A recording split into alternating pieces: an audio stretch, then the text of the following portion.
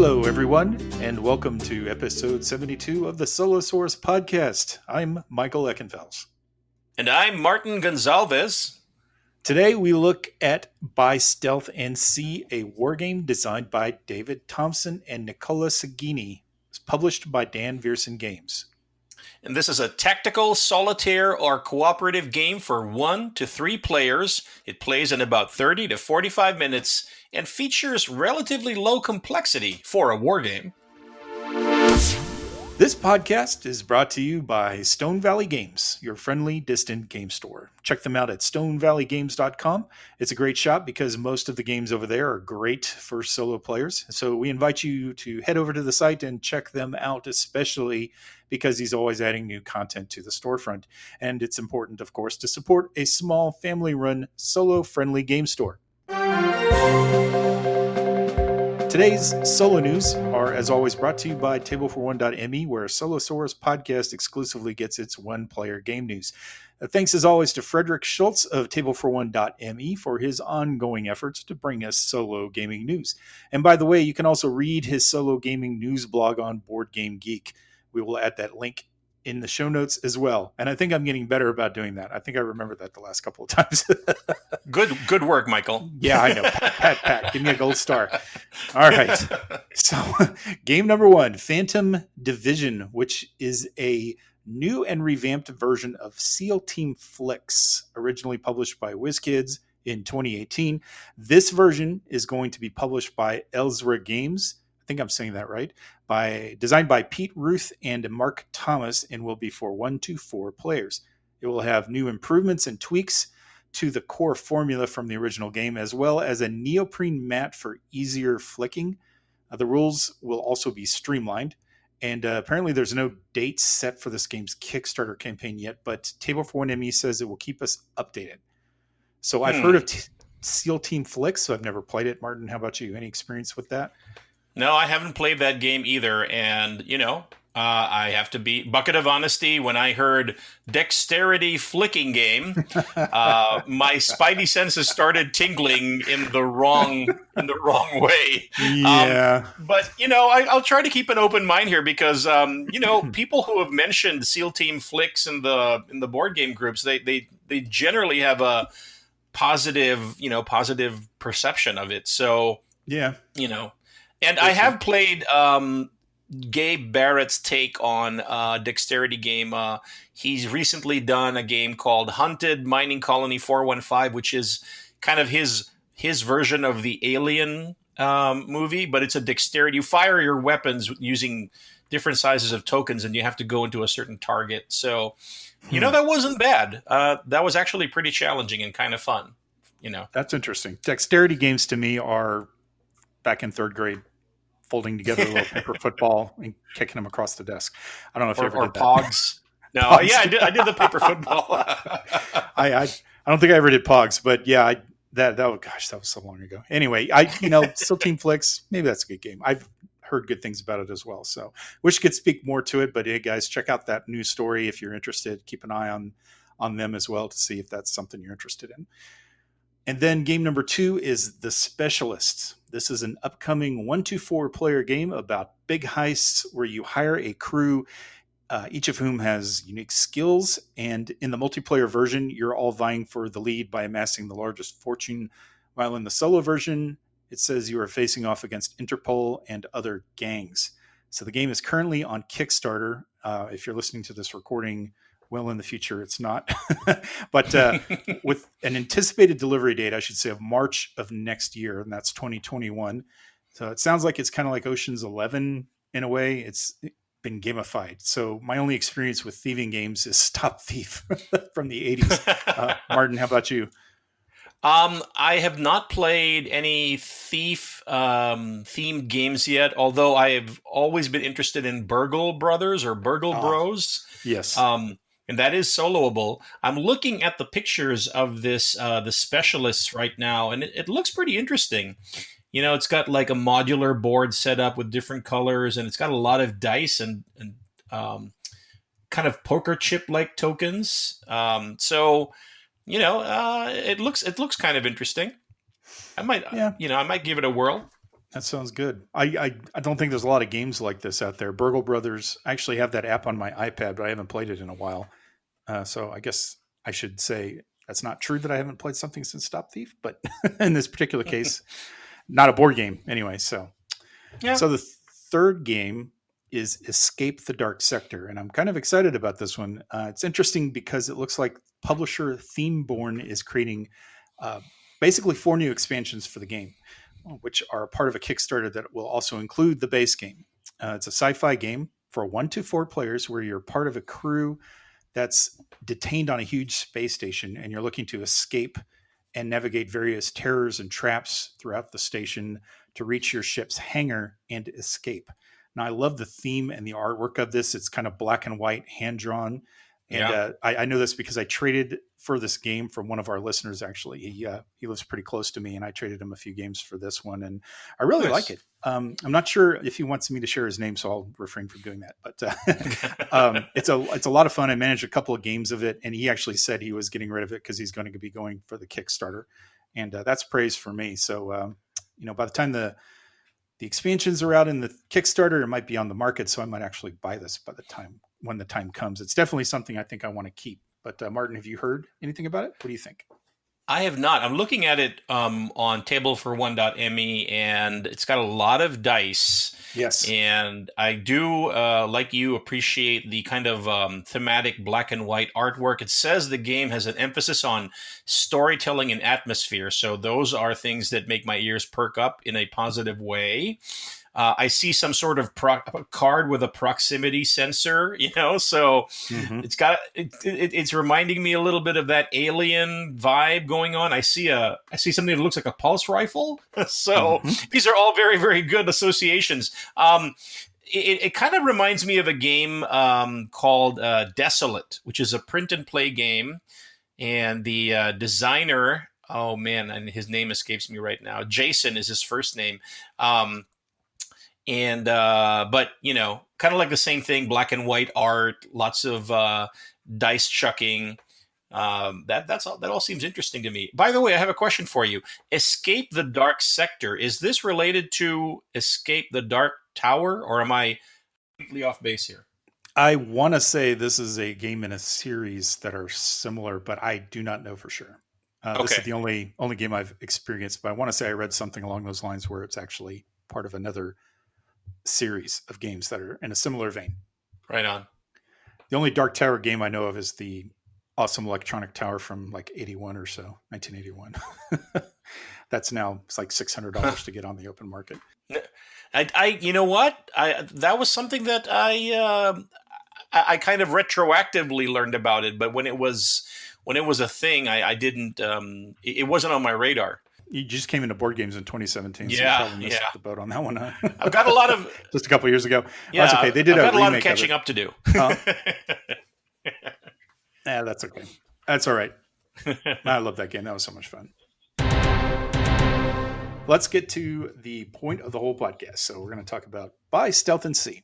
And in this game, you lead elements of an Italian commando frogman unit called, and I'm going to murder this, Decima Flottiglia. And I say that because I actually did look online to try to figure out how to pronounce it. And I even reached out to David Thompson to ask him. And I laughed because he was like, oh, I don't know. He, to be fair, though, he did give me the email of his co-designer and said you can contact him. But this was just a few hours ago, so I didn't have a lot of time to contact him. I have a feeling that designer is probably in Italy, so I figured he probably wouldn't going to be available in the next couple of hours. So, but anyway, time zone difference. Right, exactly. Decima Flottiglia MAS. I apologize if I've murdered that. So, under your command, these teams of frogmen will pilot manned torpedoes in attacks against the Royal Navy in heavily guarded harbors of Gibraltar, Algiers, and Alexandria in the Mediterranean. By Stealth and Sea's campaign system features all 9 key historic manned torpedo attacks by the Decima Flottiglia MAS against the British Royal Navy. During the campaign, you can advance your technology and train your frogmen, but the Royal Navy responds to your successful attacks by improving their defenses. In By Stealth and Sea, you take command of the operators who used Siluri Alenta Corsa. We're going to call that SLCs from now on, which stands for Slow Running Torpedoes or Manned Torpedoes, to attack the British Royal Navy and its allies in the ports, as Michael said, of Gibraltar, Alexandria, and Algiers. By Stealth and Sea can be played solitaire or cooperatively without any rules changes. So when you're playing it solitaire, you control all three SLCs. When you play it cooperatively, you divide control of these SLCs among the players, or you can collaborate on their actions, however you see fit. Yeah. So let's talk about components. Martin, why don't you give us your thoughts on that? All right. So in the box, which the box feels pretty heavy and substantial, by the way, you will find 3 game boards, SLC boards, 36 operator cards, 36 alert cards, 8 harbor defense cards, 4 forward positioning cards, 57 fault cards, and you will come to hate those fault cards if you play this game. Mm-hmm. Over 100 square counters and some wooden circle tokens, 4 dice, so 3d6 and 1d8, rulebook, mission guide, and that's pretty much what's in the box. And there's an insert too. So let's go down the line here. First of all, those game boards representing Gibraltar, Alexandria, and Algiers, they're beautiful. They feel nice, thick. They feel deluxe, very substantial in hand. And I like the fact that there's 3 of them, because if you play the campaign, you start off in Gibraltar as the historical, kind of torpedo operator started out, and then you move on to the next, and then you move on to finally, and I'm guessing that these provide different challenges, different layouts, more, just change things up a little bit. The other things I like about the boards, and Michael, you know me, I really love it when the turn sequence is printed on the board, so I don't have to refer to the rules, and this has that. And my favorite part of these game boards is the British defenses are listed in a column on the right side. And when you have to resolve the British defense phase, you just go down the line from top to bottom, and it's printed right there. Like, what do you got to do? What values are you hoping to get or not get, so that they don't, their spotlights don't spot you, or their patrol craft don't detect you and come out and start harassing you and all this stuff. So, yeah, those boards were pretty much the highlight of the game for me. What did you think about them, Michael? Yeah, the boards are outstanding. DVG usually goes all out on those components, the boards especially, and those did not disappoint. I mean, even the overall color scheme, kind of darkness, dark waters, which is when these missions took place, obviously. And by the way, these guys were amazingly brave. There's another phrase I could use, but I'm going to avoid it because just to pilot these crazy contraptions underwater at night and be able to find their targets, find a harbor, let alone a ship. That's amazing. But anyway, so yeah, that theme was really evoked well, I think, by those boards. I love them as well. Yeah, so those boards are really great. Now, we move on to the SLC boards. There's 3 of them. SLC 1, SLC 2, SLC 3, indicating that each time you go out on your mission, you have 3 teams of 3-man torpedoes, and each man torpedo is manned by 2 operators. Now, I have to say, as impressed as I was with the game boards, I was super disappointed with the SLC boards. They're very thin cardstock. When I first held them, I'm like, wait, you're kidding me? These are the player boards? Like, what? Couldn't you have made them a little thicker? And then they're graphically just uninteresting. Very super functional, but nothing really to evoke the theme. And the other side of the game board, the flip side, is just white. They didn't put a design. They didn't try to, make you feel like this board is supposed to represent a super cool manned torpedo. So I was very disappointed with the SLC boards. Yeah, they missed an opportunity here. As you said, they're functional, and from a functionality standpoint, that's perfectly fine. There's nothing wrong with that. I think it's great in that regard. I mean, it's clear, it's easy to read, but as you said, I think it's a gigantic missed opportunity where there could have been some kind of graphic of, say, the submarine with, cutaways and little lines and circles pointed here and there.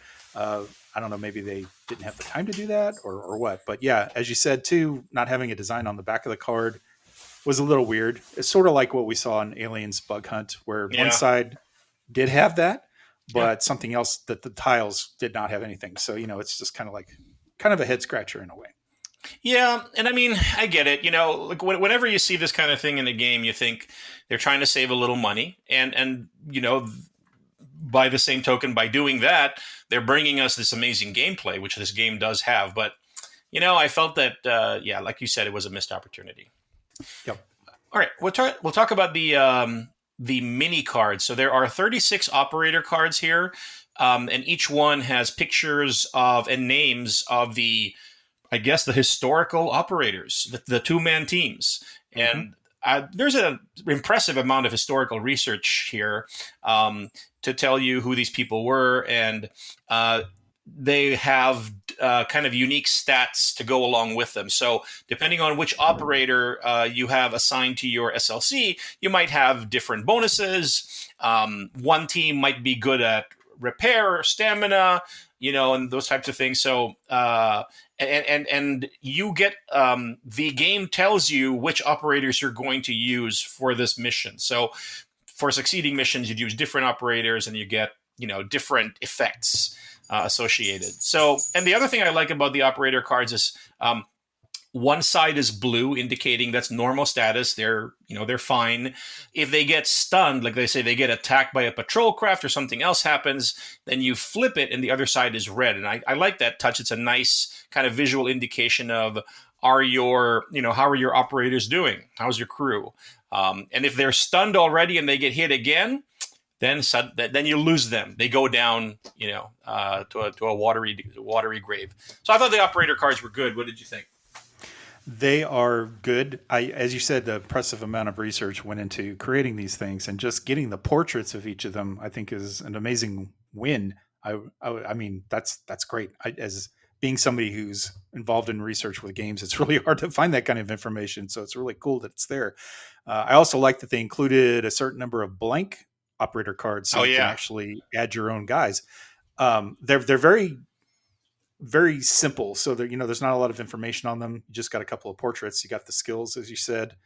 I don't think there's a way to improve them. I think they're just fine. They work great. Yeah. Also, the mini cards, there's a deck of 36 alert cards. And for me, these alert cards, I mean, they're very simple. They have a number. When you flip them over, they have a number printed on them. And I think it's from 2 through 12.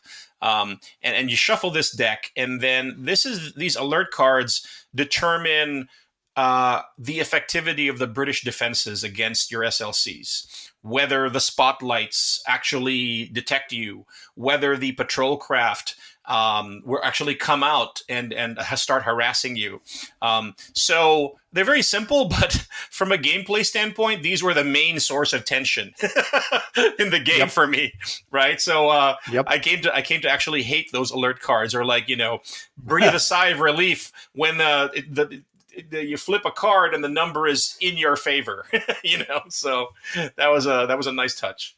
Yep. It's interesting to note too that this is a departure from normal David Thompson designs. And I say that because I'm looking at Kessel, Itter, and Pavlov's house, both of which required a lot of die rolls to determine things. And in this case, you've got this finite deck of alert cards. And it, as you said, a lot of the tension comes from this.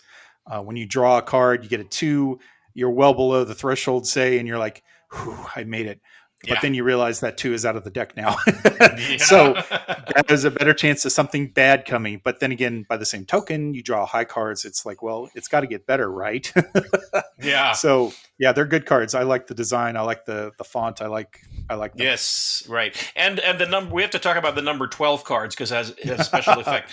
If the number 12 card comes out, it tells you, hey, what you're supposed to do is pick out, I think it's the 5 cards or 6 cards with the lowest value, take them out of the deck, and then shuffle the deck again, including the 12. So now the deck is refreshed, and now the odds are now against you even more.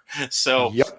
the 12 card ratchets up the tension as the mission goes on. So there's a lot of elements in this game that the longer you play, the worse it's going to get for you. And so this is one of Yep. them.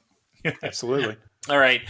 We've got 8 harbor defense cards. You don't use them in the first mission, but what they are, they represent if you're playing campaign, you're directed, depending on what scenario you're playing, to add a harbor defense card, and this is going to indicate an upgrade to that British defense, or a defense that wasn't available earlier in the war will become available, because the British are, they're doing research and they're advancing their technology to combat these man torpedoes, this man torpedo technology that's being arrayed against them.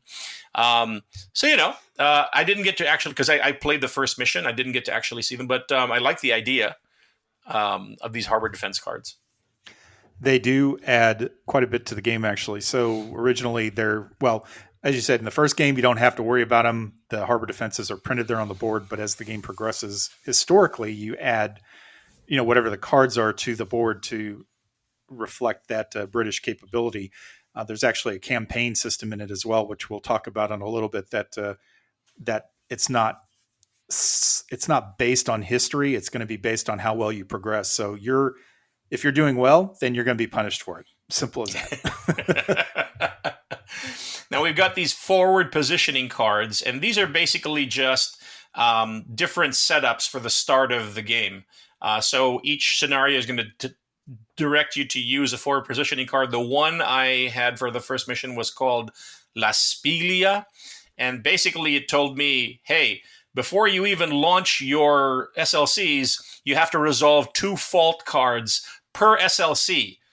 So 2 chances of equipment failure or some type of malfunction even before the mission starts, which was a bummer from a gameplay perspective. But as was explained to me by David Thompson, you got to remember that, when they started using these man torpedoes, the technology was awful and they were so unreliable. And so I'm hoping that, as you play and the campaign gets better, the technology gets better, you have slightly better starting conditions with your forward positioning cards. Michael, is that a true statement?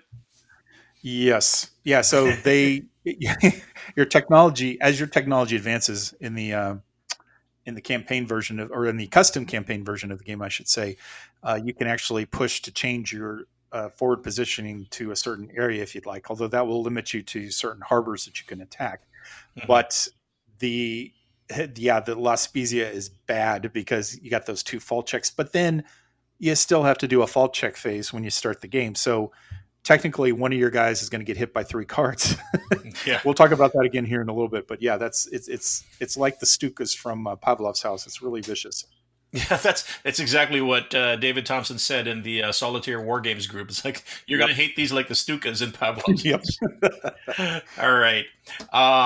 Then we've got these 57 fault cards. Now, you don't use all of them per scenario. They're kind of the faults that your SLCs could experience are kind of unique to that time in history. So, for example, in my first mission, I only was directed to get a subset of 18 cards, shuffle them up, and these were the potential faults that my SLCs could experience in this particular mission. So, I mean, make no bones about it. These are really bad things that can happen to you. Your transmission can go down, and that means that your torpedo suddenly can't do a full move. It can't move potentially 3 hexes. It can only move 1 hex. So that happened to one of my SLCs early on, and I could never repair it. So that was a bummer. Yep. And then, or your breathing apparatus could fail, or your the one that was a real bummer was your warhead malfunctions, and then you have to move your single warhead off your SLC onto the fault card, which is beside it. And if you don't repair that, then it's going to be much, much harder to trigger that warhead if you manage to get, beside your target. So Right. Yeah, there's. I mean, you will hate them, but at the same time, they're really cool because they. I mean, the fault cards are one of the main ways that you really feel the theme of this game and how ridiculously hard it must have been. And to your earlier point, how incredibly courageous these operators were, and to try to like actually perform these missions under such incredible, adversity, adverse Yep. conditions. So really Yep. nice stuff. Yeah. Yeah, the fall cards are a big driving point and force of the whole tension in the game. And you will be flipping one over each turn. You just don't know which one you'll be doing it for. Um, it's really cool how it works, and I actually do. And I guess it makes me kind of weird that I actually look forward to those card draws just to see what's going to happen, because I know early in the campaign, or I should say early year missions or early in the campaign, you're going to be faced with a lot of breakdowns. I mean, the Mhm. technology helps to mitigate this as you advance, but you just might as well forget about it. You draw a fall card, you might as well, unless you're really lucky with the die roll, you're going to be having something break down. Yeah, for sure. Although I did have, for whatever reason, one of my SLCs, my SLC one, they kept on succeeding on their fault rolls, even if it was like you have to get a 5 or higher or a 6 or higher, they would make it. And so they're the ones that eventually ended up sinking the British battleship. They were lucky for whatever reason. Mm-hmm. So that was kind of cool. Then we come to over 100 counters. I think there's like 105 or 106 counters in the game. And like we said earlier, they're about half an inch. They're square. The corners are not rounded, which really bothered me in a previous game that we reviewed. I think it was Bug Hunt. Why didn't they round the corners? But on a game like this with the counters these small, I'm gonna forgive them. I'm like, that would just be bananas to round the corners on over 100 tiny counters. And Well, they're nice. They feel thick, yes. but my biggest knock on these counters is the text of, because they represent ships, most of them, and the text of the name of the ship is very, very small, so small. Like, I have close to 20/20 vision still, and I was struggling with this one. And a lot of people in the Solitaire War Games group were telling me, you don't really need the actual ship that the game tells you was in that harbor. Just find a ship with the same, amount of number of points on it, and then you can play. And I'm like, no, that is the kind of like, it triggered my historical, completionist thing. I'm like, I need that Yep. particular ship. So my setup was made longer because I'm looking through all these like tiny counters and squinting at these names. I'm like, I need to find HMS Encounter or HMS Mm-hmm. Sheffield, whatever. Anyway, how, I how do you think feel about these counters with your, compared to other games? you mentioned counter rounding. You're going to bring up a whole ton of arguments for and against that. That's kind of a funny thing that comes up in the solo wargaming group every so often, or any wargaming group actually, about rounding your corners. Some people use nail clippers, which makes several people cringe, and others use actual rounding tools to do it. I've got one myself. I didn't really think about it, which is really odd, because every game I get, I look at those counters and I think, oh, those need to be clipped. Those need to be clipped. There's just no way. And it's kind of a cathartic experience to sit there, say, watching a video or listening to music and just kind of clipping away on them. Some people just won't do that. But anyway, so for me, it says something to me that these counters are so nice that I didn't even think about clipping them. So maybe Yeah, and the there's at least one colors are person really out there. nice. What's that? From a color, the colors we mentioned, the colors on the game board are nice. The color Right. schemes on the counters are really nice too. Yes, they are. And I agree with you on the print. The font is interesting to me because it's a similar font that they used in Pavlov's House and in Castle Itter. And it just kind of ties things together to me, and it's just like kind of nostalgia. Oh, look, that's kind of cool. That's a tie-in. But at the same time, yeah, the print is tiny. And you saying you have 20/20 vision and having a hard time with it, that actually makes me feel a little better about myself, because the older you get, the worse your eyes get. And so I actually have a magnifying glass next to my game table for any game, just in case I need it, Yeah, and I needed it for that. And like you, I am not going to put some other 10-point battleship in that space. It's going to be the Barham. Darn it! yeah, It's going to be the Queen Elizabeth. It's not going to be some other Poser, come on. I don't even want to tell you how long it took me to set up this game, just because of that. Yep, I understand. Oh gosh, no. Well, it's comforting to me that you do understand where I'm coming from here. Okay, Mm-hmm. we've got these a few circle tokens made of wood, enough to cover certain spots on the SLC boards. So the function of these is there's a penalty printed on the SLC boards, and then if it's covered with this little, I guess a half-inch radius wooden circle token, then that penalty isn't in play yet. And for your batteries, you actually put, at least at the start of the game, two of these tokens, indicating that, if your battery gets depleted, you get rid of one token, and then it gets depleted some more, you get rid of another token. And if they're both gone, then what's printed underneath is you can no longer move, which actually happened to my unluckiest submarine or torpedo. SLC2 was like, and now you can no longer move. And by the way, you're surrounded by 3 patrol craft. And I'm like, okay, well, like literally, they were all in the same spot. And and I couldn't even scuttle. And so I'm like, I guess I'm getting captured. So it was so frustrating. But anyway, okay, what I'll say about these wooden tokens is, again, they work. They're functional. They're color coded.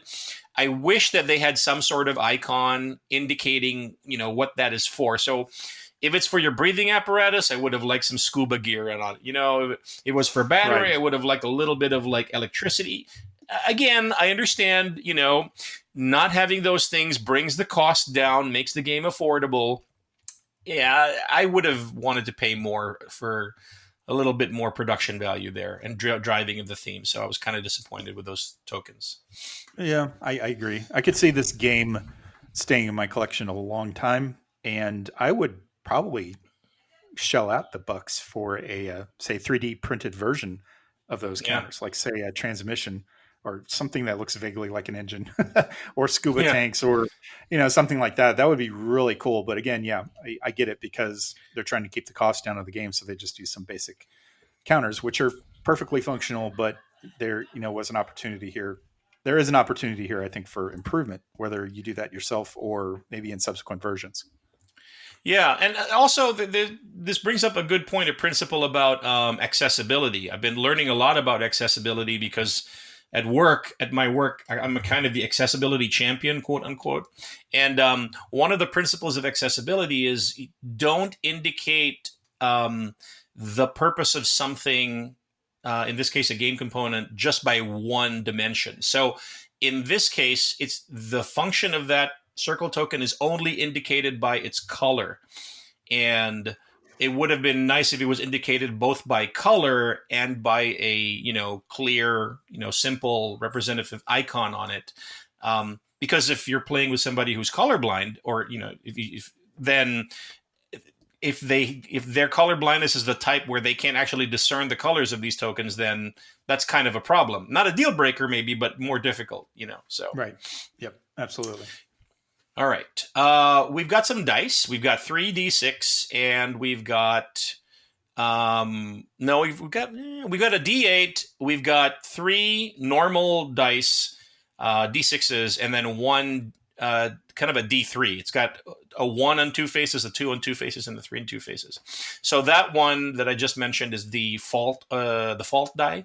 You roll that when you do a fault check. The other ones are your skill check dice, the other d6s, and then the d8 is to determine the direction of movement of your patrol craft if it's not clear, if it doesn't have a clear target.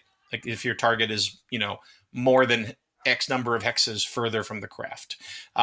So I'll take this opportunity to talk about the degree of randomness early on in the game, because it's pretty high, and there's not much room for mitigation here. And most of the time when you have to do a skill check in the first mission, you're rolling 1d6, and sometimes you have to roll a 4 or better or a 5 or better. And some skill checks are a 6 or better. So your odds are really bad, and you don't get any kind of re-roll functionality. So I asked, the designer about this, and he responded and said,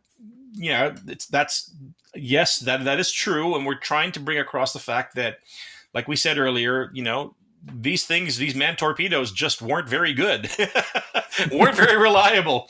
And so there's Right. going to be a high degree of randomness early on in the game. If you're playing a campaign, that gets better. As you level up your operator's capabilities, then they'll roll 2d6 or 3d6.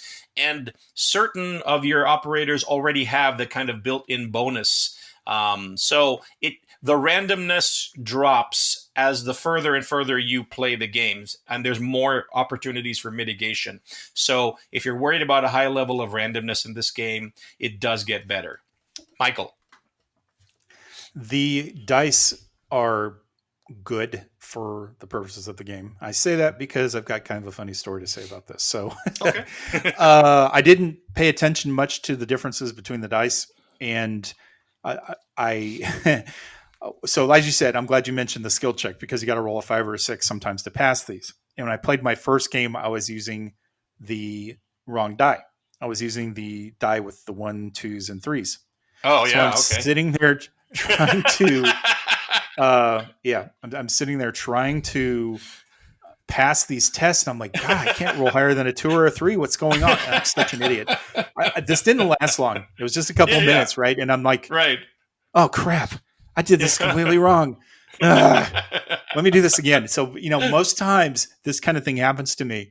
Not that it happens all the time, of course, but most of the times when this happens to me, I'll be like, oh, forget this game. I'm not going to play this anymore. I'm just going to put it away and I'll get back to it next time. But this intrigued me so much. I wanted to get back to it and I wanted to do it right. And that's something to be said for it, So once I had that clear, I just kept, every time I'd have to roll it, I'd just be laughing at myself for doing that. Yeah. And so the die that you were rolling, just for everybody who's listening, that was the fault check die. And essentially it's got a 1, a 2, or a 3 result that's going to come up. And you roll that every time you have to do a fault check, and that determines which one of your SLCs is going to have to do the check, whether it's SLC1 or SLC2 or SLC3. And like I said, just the way it worked out, SLC1 had fewer fault checks in my game and passed most of them, and that's why they were successful. SLC2, on the other hand, was the target of most of the fault checks and failed most of them. So they ended up dead in the water, surrounded by patrol craft. Yep. That's what happens is you draw that wrong fault check right when you don't need to do it. Like I had an SLC that did that once. He had 3 patrol boats. He got detected. So patrol boats arrived on top of him. He managed to evade them, but he couldn't do anything. I think he had to repair something. And then the next turn I draw the fault check for the ballast tank failing. And of course I blew that roll. So bloop, he goes up to the surface and there's a whole bunch of patrol craft right there. Brrr, that was done. Like, hello, sailors. Bullet, bullet, bullet.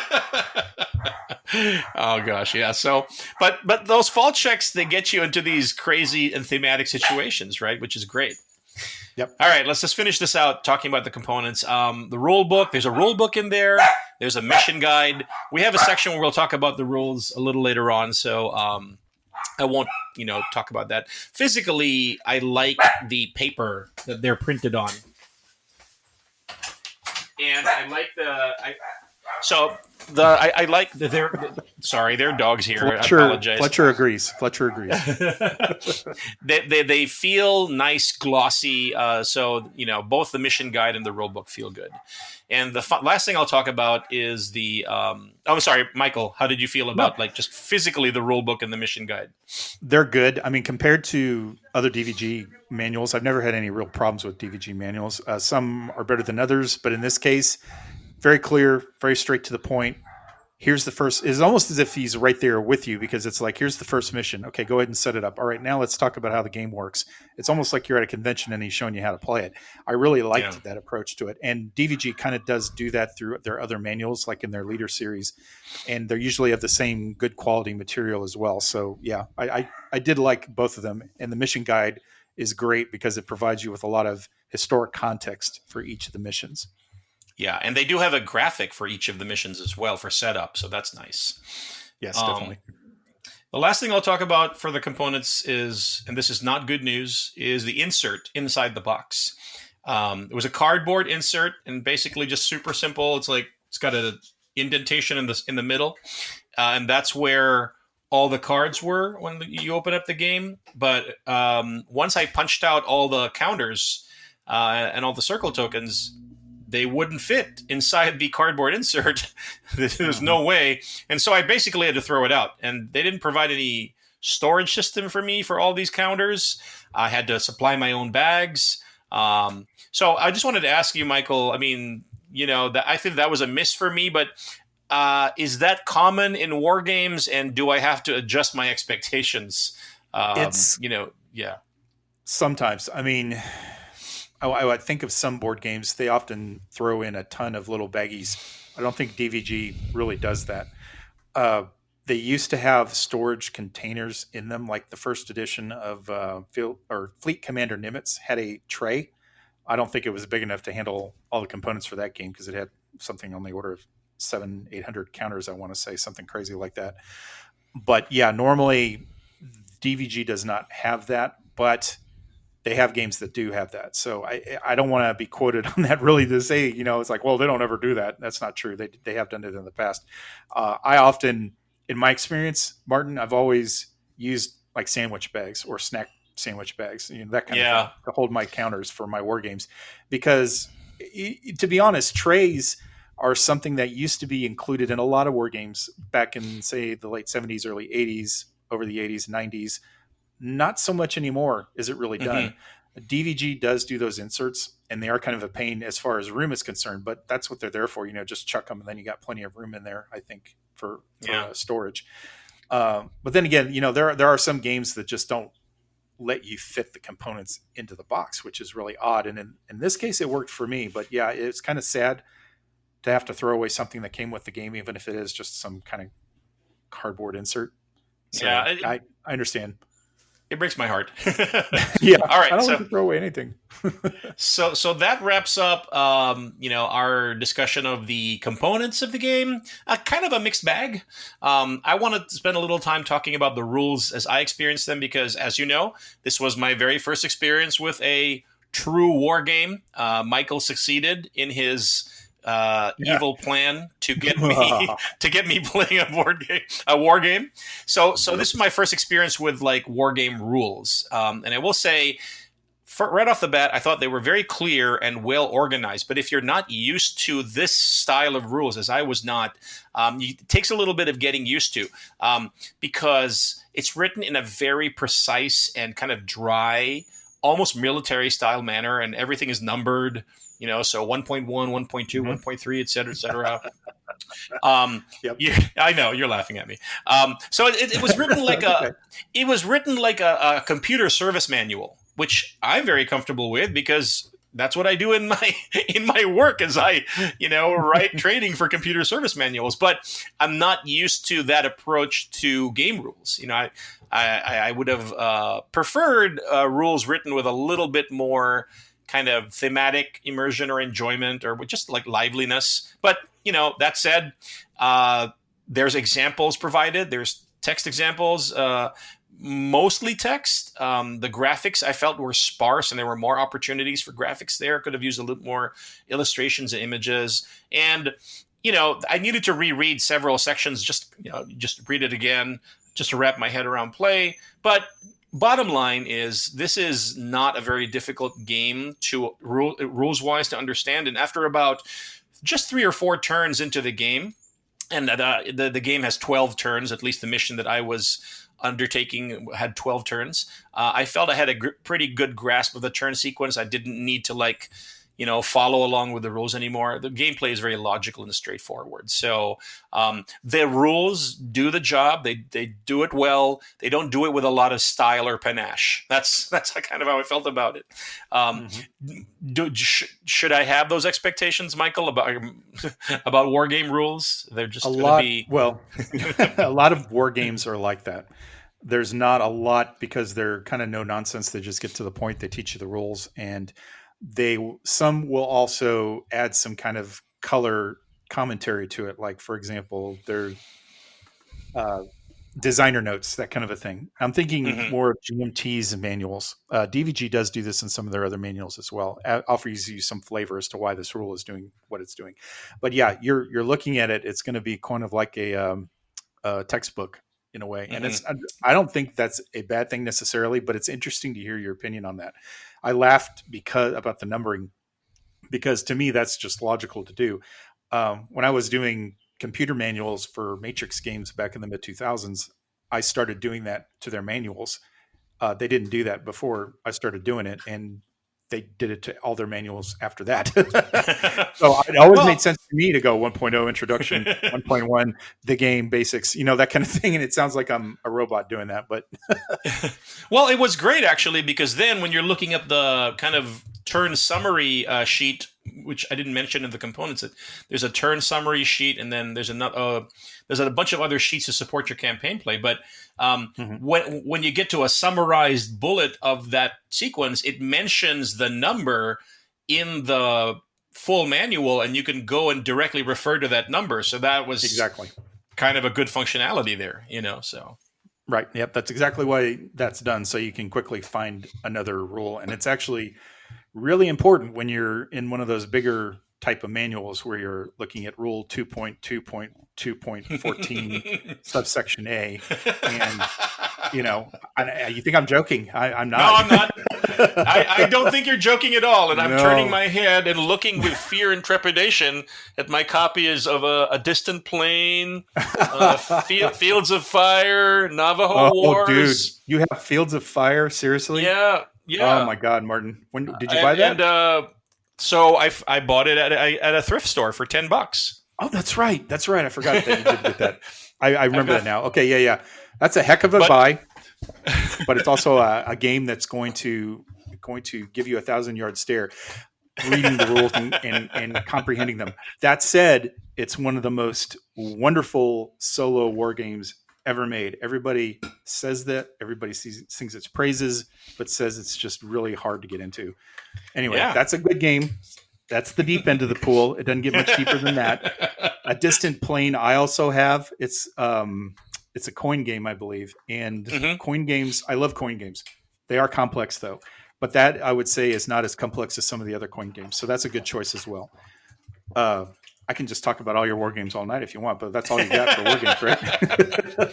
And I do have a Thunderbolt Apache Leader. I do have a copy of Yes, that. that's a good one. So, I've got so would, the would original that of be that too. would that be a good step up from this, or is that like a really big leap in terms of complexity from this one? Um, I think I would be really interested to hear your thoughts and perception on that. If you want to dive into it, I've got a copy of it as well. I haven't played it in a while because I reviewed it a long time ago, but I still have my copy of that game. They actually came out with a second edition recently of it, but I wouldn't say it's going to be much different from what we have on our tables or on our shelves. So yeah, I Hmm. think that one's going to be. I don't want to go off track too far here, but that one's going to be a little bit different. In that it's going to be kind of the same in that you have crews that you're dealing with.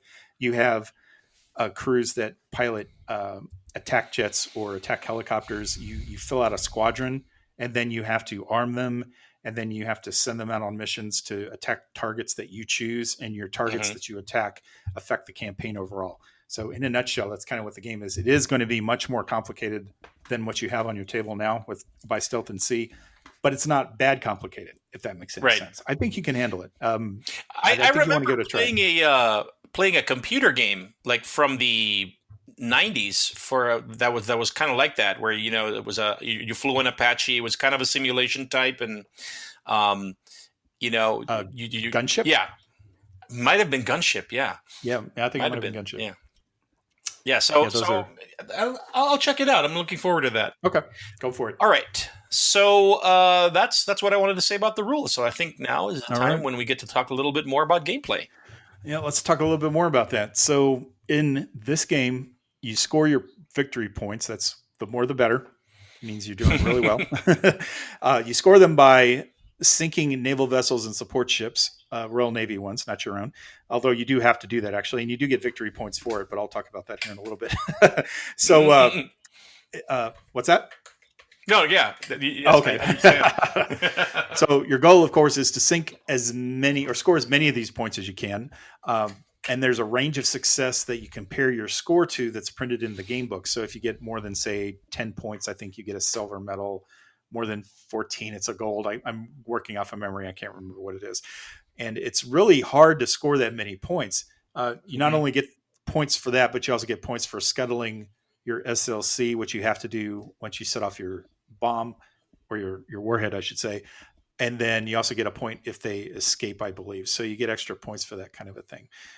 Each historical mission in the game actually has a victory point level that would, I guess you could see it as the historical score that was done in real life by Right. your counterparts in the game. So you can compare how well you did versus them. And I think the bar is really, really low in the first mission. I think it's like It 3 victory was. points. So yeah, Correct. everything went wrong with that mission. If you're interested in history, you read about it. It's a kind of a farce, but it's hilarious. It's just fascinating. Anyway, so there's actually an option for you to play any of those 9 missions separately if you wish, Hmm. or you can play them as a full historic campaign. So you start with the first one and go across. Each one is set up according to the rules for that time. So, as time advances, your subs get better, your crews get better, but the Royal Navy gets better as well. There's actually an option as well for a custom campaign, which departs a Hmm. little bit from the norm in that it allows you to create your own crew members if you want.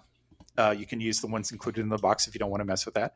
And then you earn victory points as you succeed, but then you can spend those victory points like currency in a way to Hmm. improve the technologies of your submarines and also for your crews. So you can say improve the wetsuit quality, which is something you will want to do. Every time you pull one of those vault cards, you're going to be, how do I fix this? This is how you Yeah. fix it, is in the custom campaign. So you can do all these kind of things, and it's a pretty neat little function in the game. Yeah, it sounds kind of like Arkham Horror, the card game, if you've ever played that. Depending on how you do in the mission, you have the option of spending, your points to be able to improve or get more items or stuff like that. So that's kind of cool. Um, Mhm. I will mention at this point that Mike Heim, who's indie game designer, and he's like into solo war games too, and he and I were talking about this in the solo war games a little bit, and he was saying this is a good game for one-off games, but it is a great campaign game. How do you feel about that view, Michael? I believe it because I've played single missions and I've enjoyed them. I haven't played the historical campaign, but I've played the custom campaign. I'm actually writing an AAR on that over at the Armchair Dragoons website. I've just got one chapter in so far and I'm still playing the game, but it's so it's such a great narrative, this game. Hmm. If you love Yeah, narrative driven games, it really kind of drives that for you. You could feel the picture and the movie, if you will, forming in your head as you're playing it. So that's a big yeah. plus for me. Yeah, for sure. Just to round out the gameplay section here. So, in the one off missions or the historic campaign, you can compare your score against the historic score to see how well you did versus how the mission really went down. And you can still do this in the custom campaign. You can improve technology and skills, but the better you do in the custom campaign, the better the Royal Navy gets. And their defenses will ramp up in direct relation to how successful your frogmen are in the game. So, that's a great mechanism to help keep things tense and interesting. In the historic campaign and in the individual missions, these defenses are baked in to the game, making later missions more challenging. But you, the Italian side, also get technologies that kind of equal what the historical flotilla MAS had at the time. Decima So Flotilla. Decima Flottiglia, there you go. I'm blowing So it there. I'm just totally bad. Sorry. well, Sorry to anybody who speaks Italian. I'm sure we're going to hear it from our listeners, and And that's okay. I'd really rather know how it's pronounced, to be honest. So absolutely. All right. So I guess it's time for us now to talk about the good, the bad, and the ugly. Michael, what did you think? so the game is fast paced. It's easy to get into. There were some questions I had with the rules, but David Thompson is extremely responsive. If you go to Board Game Geek for this game's page and you ask a question, he'll answer it the same day. I've never seen him not do that. So, anything that's not clear, you can look it up there or ask the question. It's thematic. I do like the counters. I love the game board. I do like the counters, despite the text being super tiny. Um, some other of the other misgivings about the design aside, it works well. I do enjoy it a great deal. It's great for one shot play. So if you just want to sit down at the table and play out a mission real quick, you only got time for say How long would you say it takes? About 30 minutes to an hour, roughly. About an hour. I think Tops. once you're used to it, it's about 30 minutes. Not even an hour, I don't think. But I was overthink as usual when I'm learning a game. I was overthinking everything, so it took me. I don't even Yes, want to tell you how long. I know the feeling. and and as you mentioned, the fault cards really do, and as you said, David Thompson told you, the fault cards really do hammer home how unreliable these things were, and you're just going to expect them to break. It's just simple. So you got to kind of factor that into your strategy, which is another interesting aspect to the game. How about you? What are your goods? Yeah, I thought that I also like the operator skill cards. The operator cards that once you're playing campaign, I imagine you start to feel invested in your Mhm. operators. And again, I refer back to my conversation with Mike Heim where he was saying he was actually marveling at the fact that I got to sink one of the battleships and I got full 10 victory points from it, because he was like, I he was playing conservative ball because he didn't want to lose his guys, and because Right. he was invested, he was playing campaign, and he didn't want them to get captured or die. And I'm like, Mhm. and my response to that was, well, I was just playing one shot, so if you expect to die, you can do anything. Yeah, exactly. I just like, who dares wins. Let me just charge into that harbor, Hmm. and Yep. so that's how SLC1 was able to blow them up. But if you're playing campaign, this reminds me of the video game. Oh, what's the one? Enemy Unknown, XCOM. Are you familiar with that Oh yeah. that Oh video yeah. game, Michael? Yes. XCOM. Um, Intimately. right, but not the original. I'm talking about the more recent one that came out in the last like 5 or 6 years. Oh, But yeah, yeah, yeah. I've got that one. they personalize the people in your squad, and you have like their portraits and whatever, and their individual loadouts. And then if you are with them, if they're with you for several missions, you kind of like get attached to them. And because that game is extremely brutal, when they eventually get killed, you actually feel it. you Yes. mourn them a little bit, and I feel like that's the same thing, same kind of effect that'll happen here, because you see a picture of your operators, you see their historical names underneath, and if you've used them for several missions, and then they get captured, or worse, they get killed, you're going to feel bad about it. So I think that's great. As I mentioned earlier, the game boards feel really nice, well constructed, deluxe, and that was and the color schemes of the counters are really nice. So these are elements that really help the theme really come through on this game. So as you know, as I'm a thematic gamer, so I was very pleased that I was playing a very thematic war game, and I feel there's a lot of content inside this box. I feel that you get a lot of bang for your buck. This game it'll retail for less than $50, right? If I'm not I horribly think so. mistaken. On the Stone Valley game side, I believe so. Yes. Yeah, so you're going to get a lot of content, at least 9 missions in your campaign. And as Michael mentioned, you could play them as the historical campaigns, or you could play custom campaigns as well, or you can just play one-offs. So there's a lot of stuff. It's going to be a while before you start feeling, gee, I wish this had an expansion. I think so. Those are the goods for me. And let's talk about some of the bats. All right, So we have to yeah, do it. yeah, yeah, we do. I mean, we've covered some of this already, and you've provided some really good insight into the game. As we said, the SLC boards, they're very thin cardstock. The graphic design could have been a little more interesting, a little better. I mean, I kind of like them, but as I said, there could have been a little bit more cutaway designs, some extra lines, Hmm. maybe some more interesting pieces with more interesting graphics. Even if it means more of an expense, I think people probably would have gone crazy for that kind of thing. So they Yeah, kind of missed a chance there. And again, on the backs, there's no design. Even putting the graphic that's on the cover on the back, that would have been really cool, yeah, and maybe the name of the yeah. game, something like that. The text, as you said, on the counters is very small. I've just, again, I thought this is just a fact of life. I got to use a magnifying glass to see some counters now. But you're right. I mean, that it's hard though. Some of those counters, it's like they're HMS Sheffield. Okay, but then you have Queen Elizabeth, or you have Arkham. Yeah. That's like this multi-syllable word. It's like, how do they fit that on there? But granted, it could have. I don't know how they could have fixed that, but it is hard to read for sure. What did you Yeah. think? What are your beds? So I agree with you about those counters. I will say though that everything you've mentioned so far, to me, they're more kind of on the level of a nitpick. They're not deal breakers for sure. I Right. will also say that the rule, like I called out, I feel the rules are functional, but they're very dry and precise.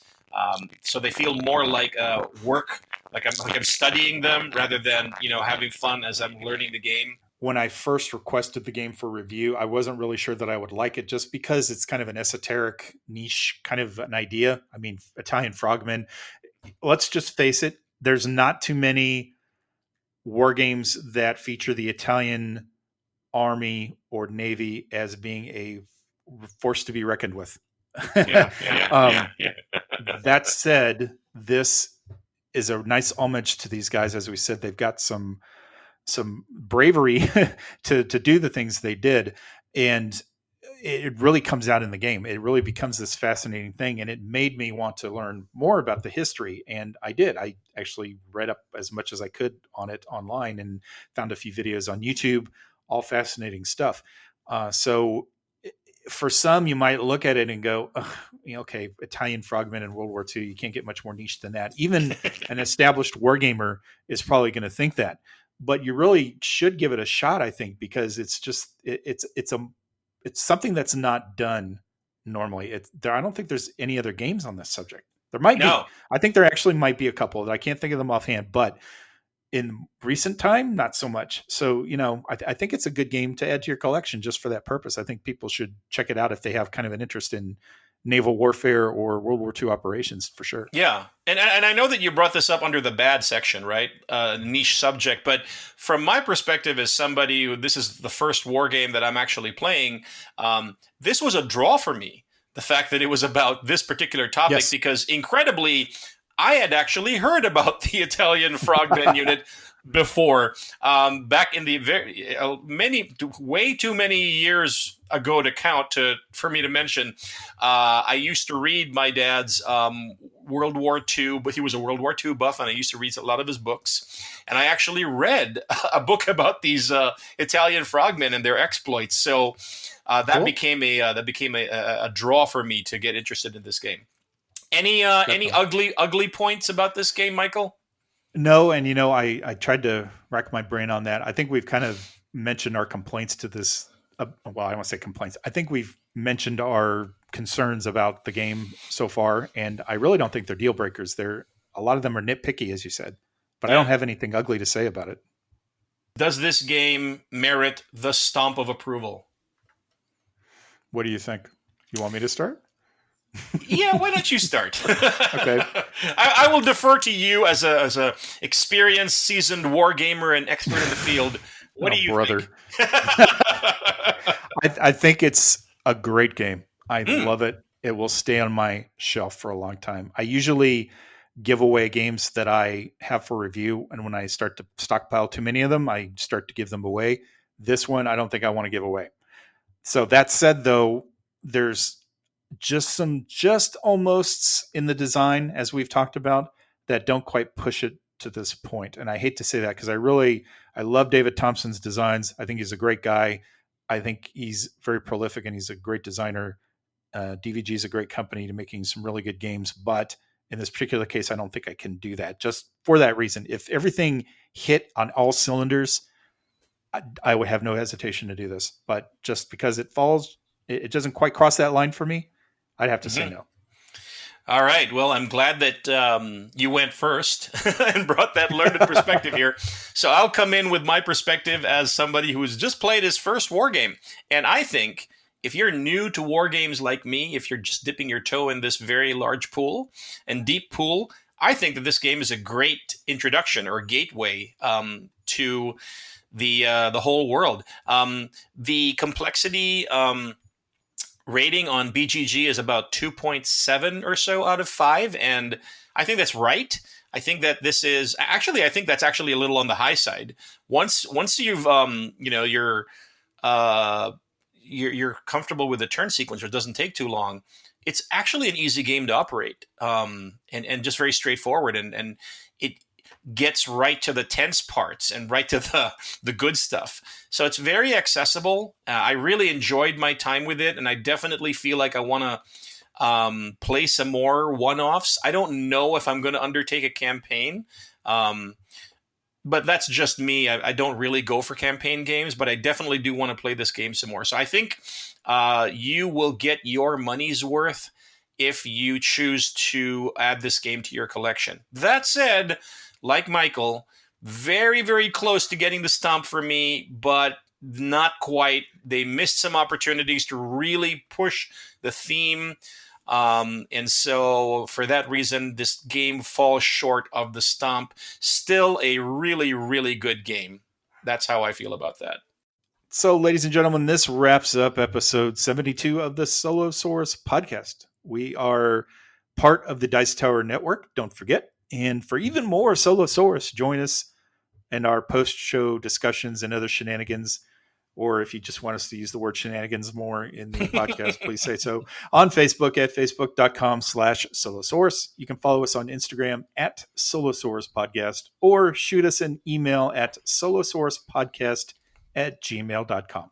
I really hope you're checking that email address. Yeah, sure. No, I haven't. I check it about once a week. I haven't checked it in about a week though. But yeah, I probably should check it more often, just to let you guys know if you do send an email and you don't get answered, it's not because we're ignoring you. Trust me. I try to. We both try to answer everything that comes across if it's a question. So, yeah. If you post it in our Facebook group, that's the one that we check pretty regularly, because we actually get a notification pushed to our phones there. So. Yes, and Instagram not so much, unfortunately. We're trying to work on that though. You can also find Solosaurus on BoardGameGeek.com under the gaming-related podcasts and blogs section. But you know what? As with most things in Board Game Geek, just go to Google and search for BGG Solosaurus. That's a much faster way to find us. And speaking of Board Game Geek, what can I tell you? Everybody knows that navigating Board Game Geek isn't the best experience. Speaking of Board Game Geek, if you want to sport your very own Solosaurus micro badge, just send me a geek mail. That's Dr. Henry Armitage. Let me do that again. Dr. Henry Armitage. Dr. Henry Armitage. No space. That's my Board Game Geek handle. Just send me a geek mail and say, hey, I want a spiffy micro badge, and I will spot you the geek gold. This week, I believe 4 or 5 people reached out to me on geek mail and asked for a micro badge. So that's really, really cool. And we will definitely make that happen for you. We definitely appreciate you guys showing off the podcast on your BGG profile. So thank you for that, and keep reaching out, as Martin said. And we also want to say thanks again to Stone Valley Games for being our sponsor, and also thank DVG and David Thompson for getting us review copies to bring this episode, as well as our thoughts on the game to you. And as always, if there's any particular games you would like us to take a look at, send us an email or drop us a message on social media. Again, thank you for listening, guys. Bye now.